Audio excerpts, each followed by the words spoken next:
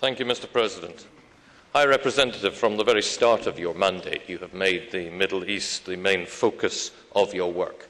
We congratulate you on this. We admire your indefatigable energy and your diplomatic skills. And we hope that with a new government in Palestine, the European Union will indeed be able to help in setting this country firmly on the road to a lasting peace and to peaceful coexistence with Israel. You say, High Representative, that deeds are more important than words, and that we must determine our behaviour towards the new Palestinian government in response to their actions. But I would urge you, High Representative, rather to take the initiative with this new government. Their need is great to establish a functioning administration on their territory. The temporary implementation mechanism is both costly and cumbersome, and the commitment of the State of Israel to allowing that new government to work is far from clear. We need to take the initiative, for if we hesitate, we may lose the opportunity to secure a lasting peace and peaceful coexistence. High Representative, you certainly do not lack courage. Your efforts in trying to secure peace in the Middle East and the development of democracy and the rule of law are ones undertaken in probably the most difficult circumstances. My group agrees with you that a political solution is best in our relations with Iran over the nuclear issue. We commend your efforts to restart negotiations with Mr. Larijani. We view UN sanctions as being a last resort, and we would urge you in the contacts and the relationships that you are building to use all of the efforts of the Union to release the British sailors and the Marines who are there.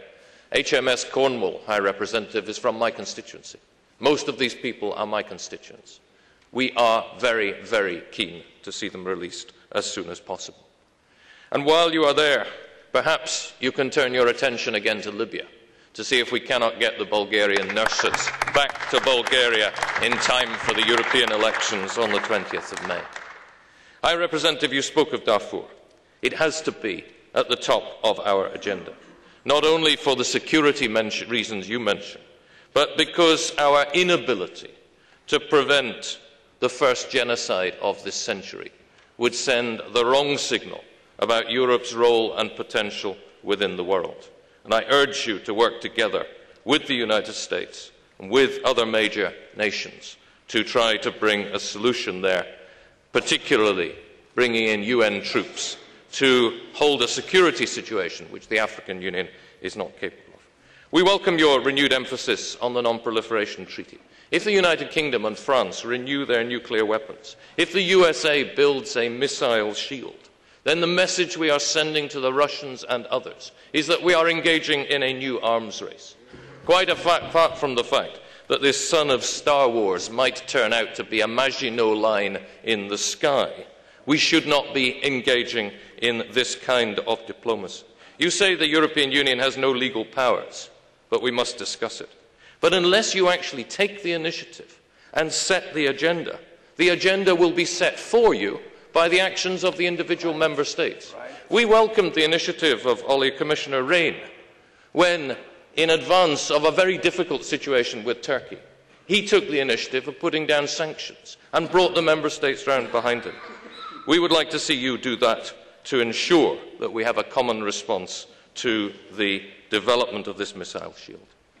High Representative, 1 year ago, High Representative, you're responsible for access to documents. We've talked a lot about the need for an agreement on access to documents in the second and third pillars. These documents are not within the purview of national parliaments, and the Solana-Brock Accord gives us no solid legal basis. When our temporary committee on extraordinary rendition asked you last year for the minutes of the committee of the legal experts of the member states, they were given a 2-page document. We later discovered that there is a fuller minute, a 6-page document. And I would simply ask you here today, High Representative, if, in the spirit of loyal cooperation set down in Article 10, you would clarify to this House, perhaps to the Conference of Presidents, whether the minutes received by the chair of our temporary committee were indeed a full or just a partial transcription of the proceedings of that meeting. You will appreciate the importance of it. Vielen Dank.